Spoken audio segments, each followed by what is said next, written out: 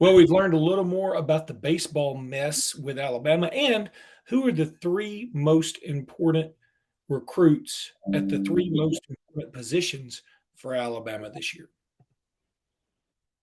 Locked On Bama, your daily podcast on the Alabama Crimson Tide. Part of the Locked On Podcast Network, your team every day.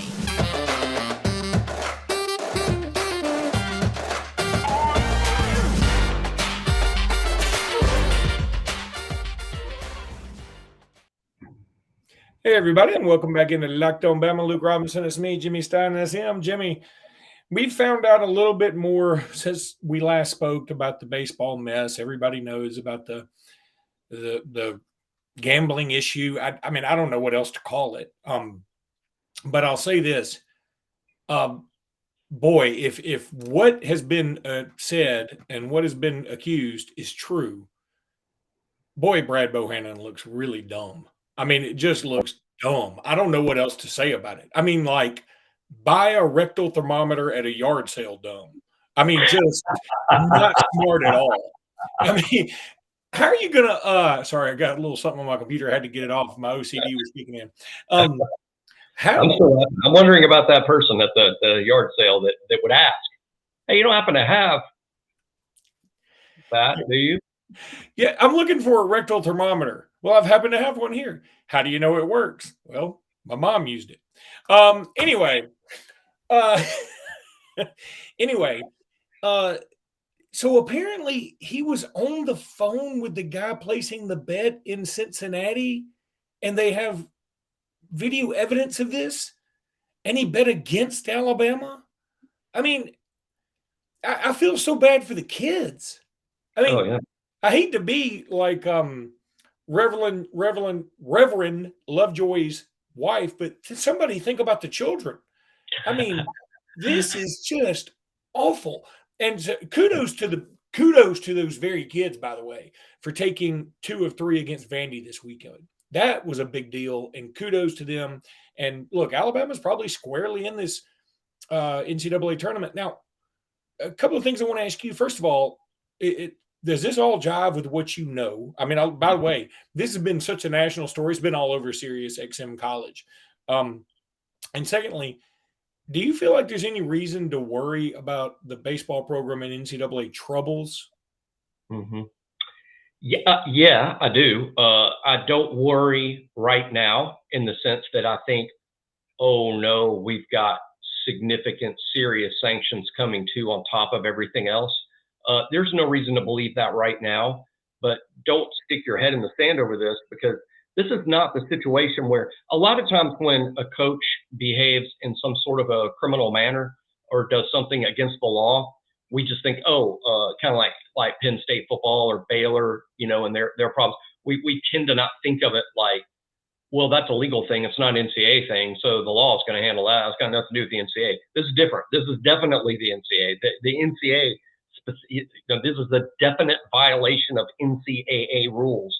Thus, we are subject to NCAA sanctions. Now, obviously, it appears from the facts as we know it that the moment Alabama became aware of this, that the coach was immediately fired, that no players or other coaches were involved in any way. It was a one-man thing. We found out he was fired. Typically, in NCAA history, and particularly in recent history, that should probably keep Alabama out of serious sanctions. But don't be surprised if the NCAA comes to baseball. They sort of have to.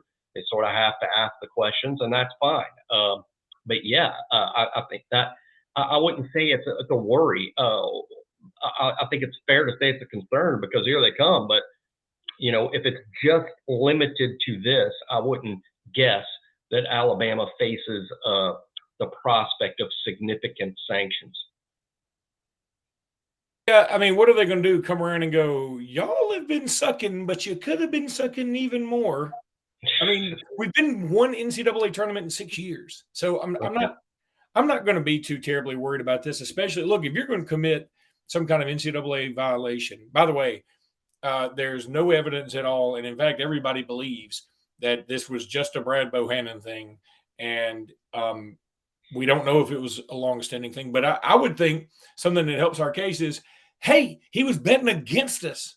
Now, if something comes up that he was betting that somebody else on the team knew about it, because he is the Right. skipper, I would assume he can manipulate the roster and fix a game that way without anybody else even knowing. Because, I mean, you can say, Right. hey, I'm calling it back spasms, Yeah, whatever. yeah, exactly. He scratched a starting pitcher, but I know that looks bad on the surface, but per word, Luke Holman had been battling this for a while. There wasn't Yeah. even a new thing about the bat. It wasn't like, wow, that came out of nowhere. It was like, I think that's something he had been struggling with. So I don't. And early word, and hey, my early word in this was sort of wrong. So I'm not going to be paraded around. But the early word now that I believe anyway is that they're really looking for moves that he made or things that he did to put Alabama at disadvantage, struggling to find that. And as me and you have already talked about on our previous shows, this team sort of famously, when you look at this team and who they've beaten and who they've lost to, there are no clear patterns. This is a team that generally has beaten the teams they're supposed to beat and lost to the teams they should lose to in general. Now, of course, you can pick out, well, there's this here and this here. But in general, it's not like this is a juggernaut team that has a lot of inexplicable losses. In fact, it could be as simple as Bohannon's guy in Cincinnati calls and says, do you guys have any chance to beat LSU tonight? And Bohannon says, no, they're much better than we are. Oh, and I think I'll have to scratch my pitcher anyway. So no, not much of a chance. And that would be a fair analysis of the situation. LSU was heavily favored in the game for good reason, and they did win the game. It doesn't necessarily mean that Bohannon engineered the loss. This wasn't the Yankees losing to the A's. Yeah, it's not the Black Sox scandal, but the fact that Alabama is so consistent at who they win against and who they lose to, you would think Brad Bohannon should have been cleaning up. Yeah. Yeah. I get frustrated when I see things like Alabama's been throwing games. Well, which one did they throw when they won like the first 17 of the season and were 17-0? Yeah. I know there's a lot of SEC losses, but the Minnesota Twins would have SEC losses too. I mean, last year's national champion finished 14-16 in the SEC. You're going to lose SEC games. It doesn't matter how good you are. Yeah, I do have this mental image of when we started the season 16, 17, whatever we did, like Bohannon's in the dugout just biting his fingernails like, would you SOBs ever lose, please? I told all my betting friends that we weren't good, and look at y'all. Well, stop that. Well, maybe that speaks to how bad of a manager he is. We were trying to lose. All right, let me tell everybody about FanDuel because right now new customers can get a no sweat first bet up to $1,000. That's $1,000 back in bonus bets if your first bet doesn't win. You can go to FanDuel.com/locked-on. You can bet on the 76ers and the Celtics are about to play. You can bet on the Lakers and the Warriors. That's been sort of a weird series so far. You can bet on baseball. I think the Braves and Orioles are playing right now. FanDuel.com/locked-on. Who won? Braves won 12 innings. God almighty, do y'all ever lose?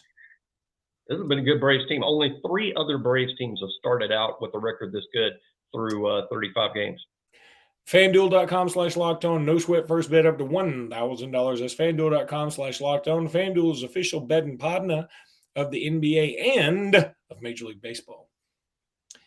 So tomorrow we're going to keep talking all things recruiting as we're about to get into recruiting right now, but we're also going to get into Jimmy's roster countdown. That's something that we do every year. That's a lot of fun. Appreciate everybody chiming in on the which team would win on the all Saban draft. That was a lot of fun. We never really determined, and we might do that tomorrow too, because today we had already decided we're going to talk a little bit about recruiting, and so let's go that route. Jimmy, what are the 3 most important positions when it comes to Alabama football recruiting this year, and therefore who are the three most important recruits at each of those respective positions.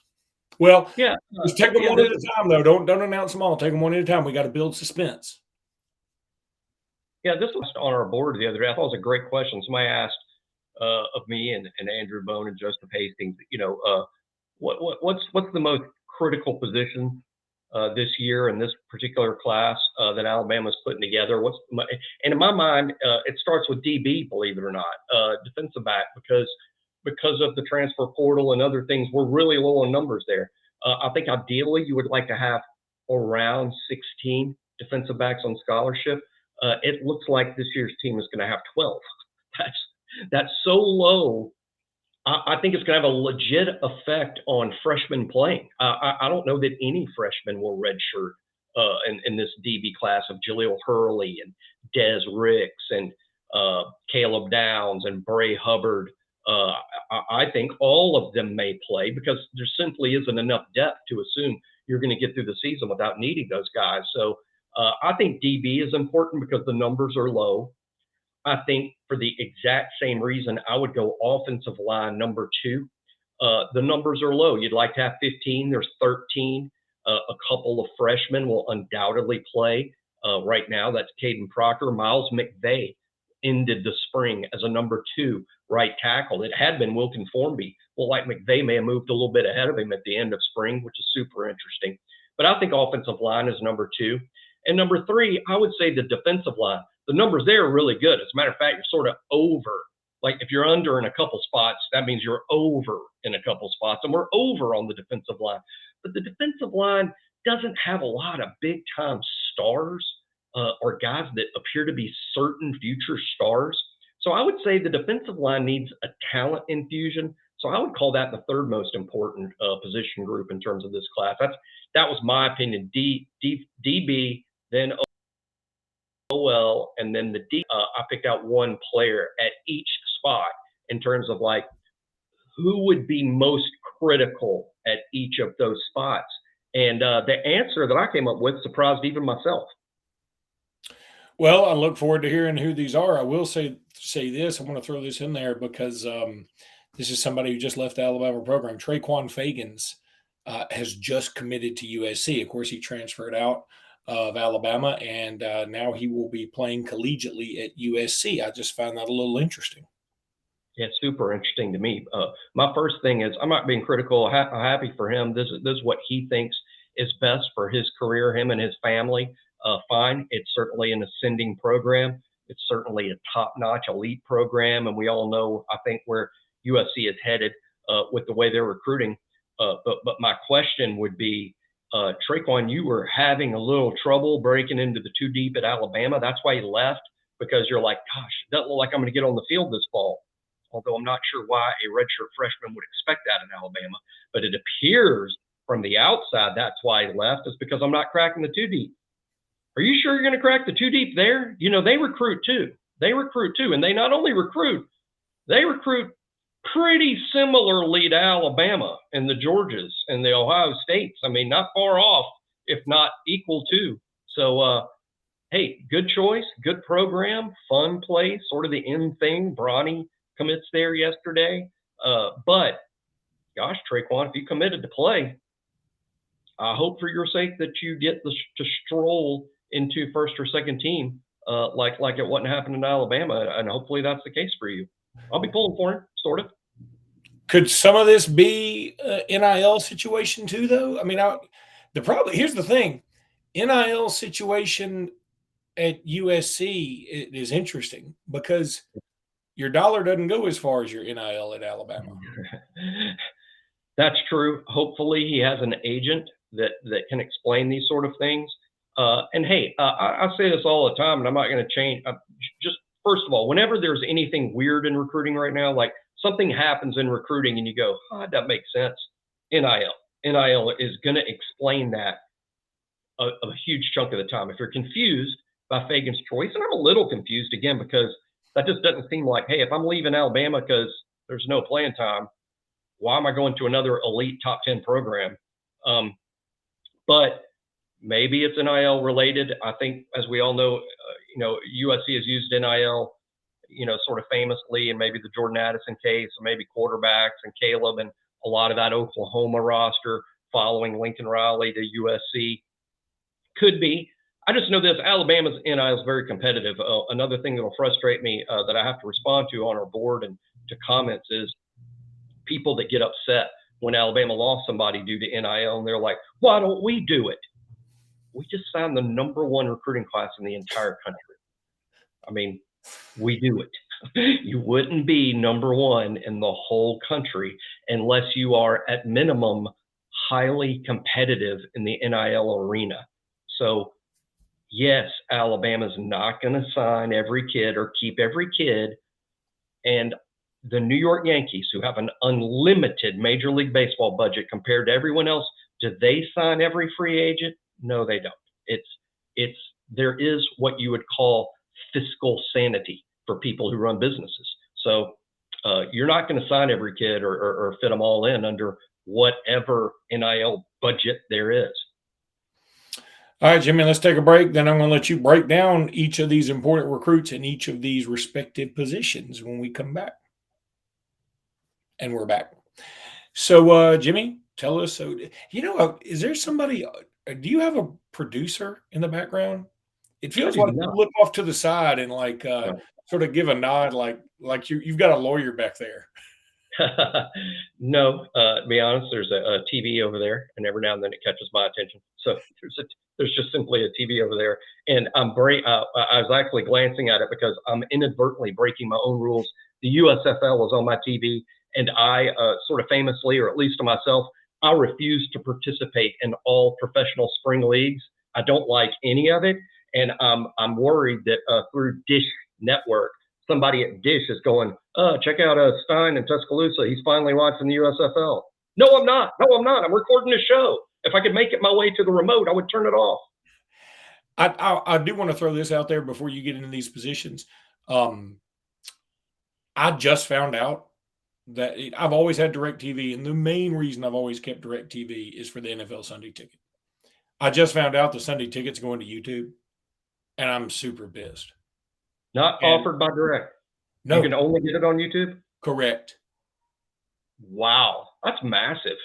That's confusing, too, because you would think the NFL would want that available to all providers. Well, I think I asked somebody at DirecTV about this because I was like, I'm going to have to cancel you guys. I mean, I can't justify paying what I pay for y'all with no NFL ticket. And I go, why didn't y'all bid on this? They go, we did bid. They bid double. And I was like, okay. I mean, you should have bid triple because this is a big deal.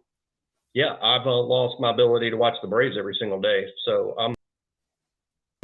I'm not at all about the state of sports and television right now. We're obviously transitioning to a streaming society as it relates, and we're all going to have to adjust. And but it doesn't mean that I'm happy with any of it.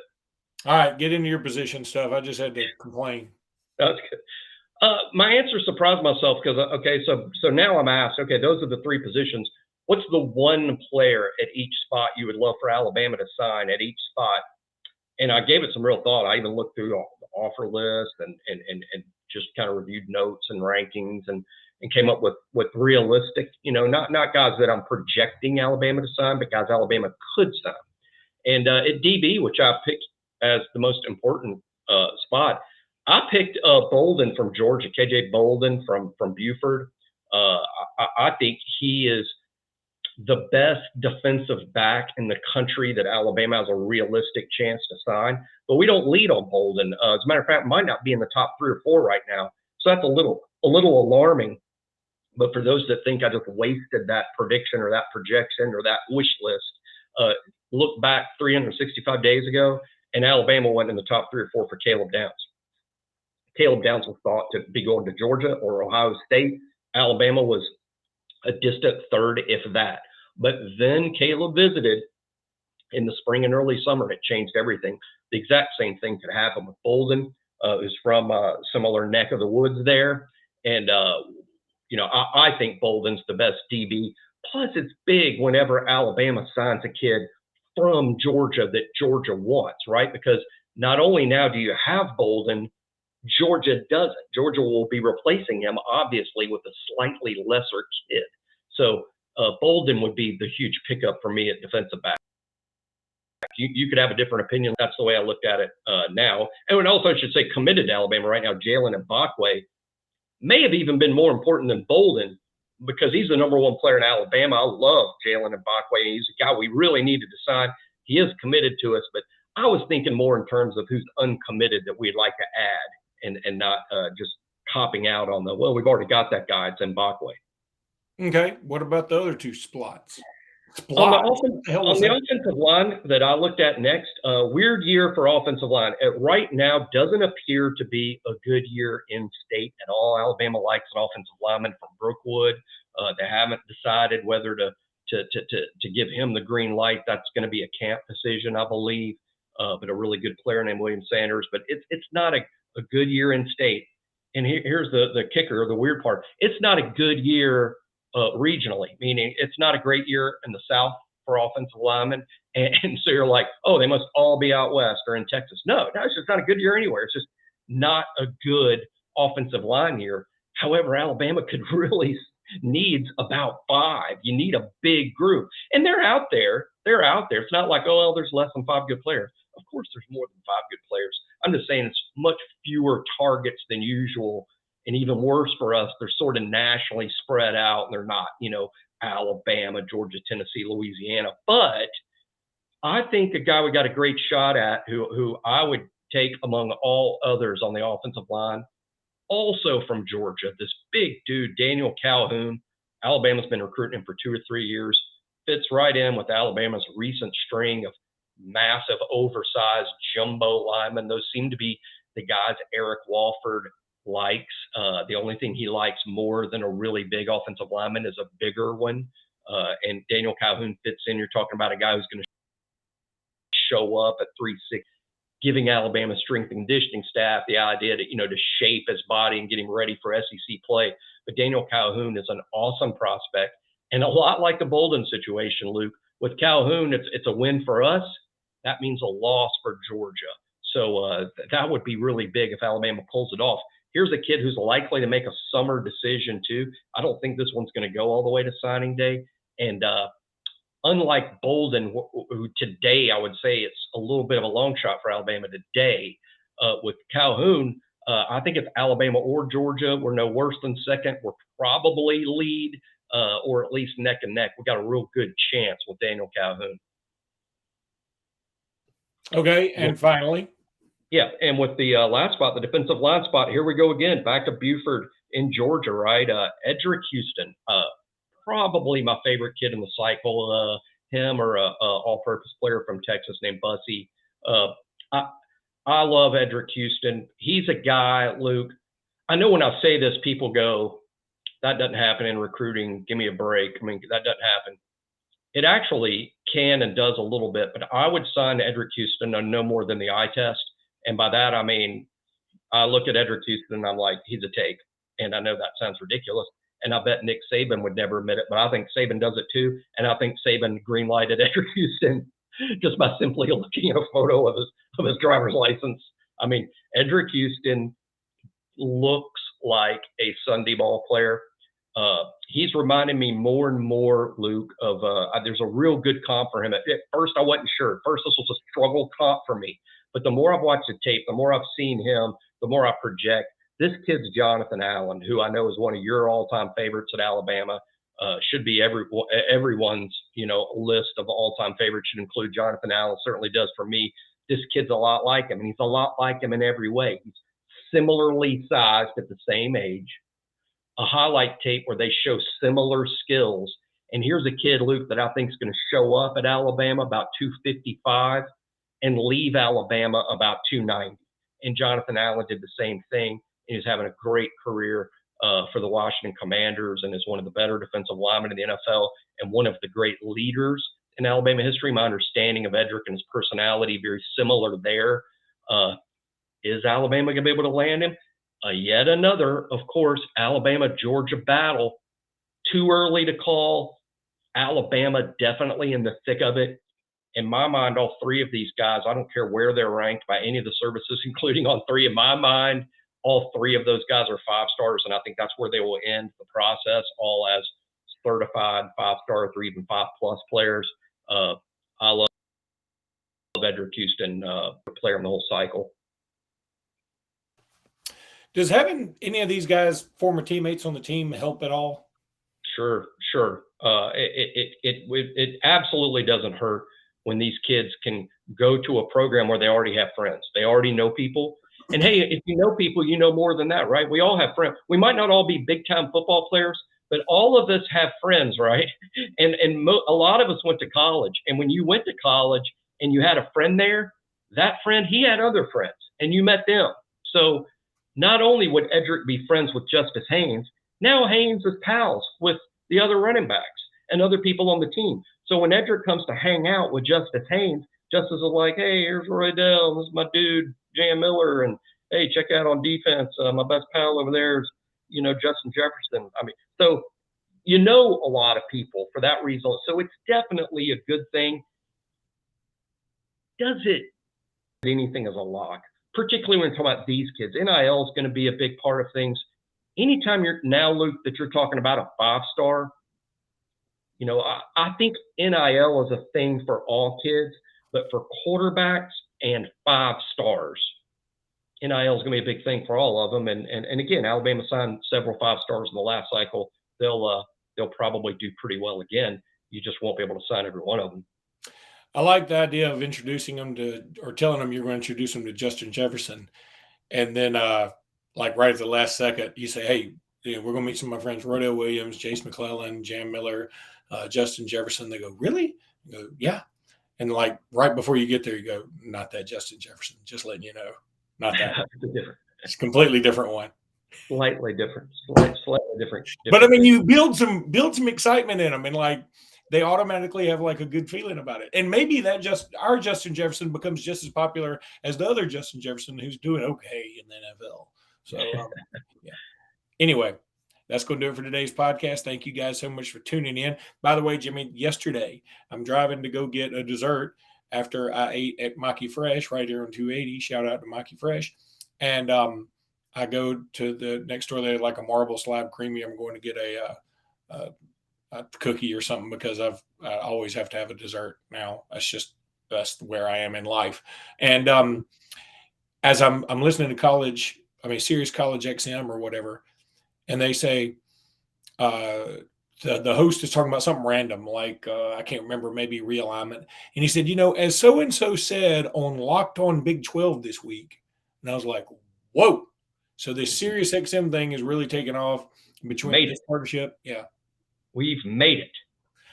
Well, Locked On Big 12 has. I don't know where we fall yet, but Locked On Big 12. So I thought that was very cool. They get a shout out there because, maybe you will see or hear. Maybe there's a show on Sirius called Old Takes Exposed, and they will often say, as the guys on Locked On Bama said this. The guys who definitely not going to work out at a yard sale said. All right. Here's one of the biggest things they said on Locked On Bama. That Saban thing is not going to work. What are we thinking? We'll build a statue to Mike Shula, they said. Okay. All right. We'll talk tomorrow. Until then, roll tide, everybody. Roll tide.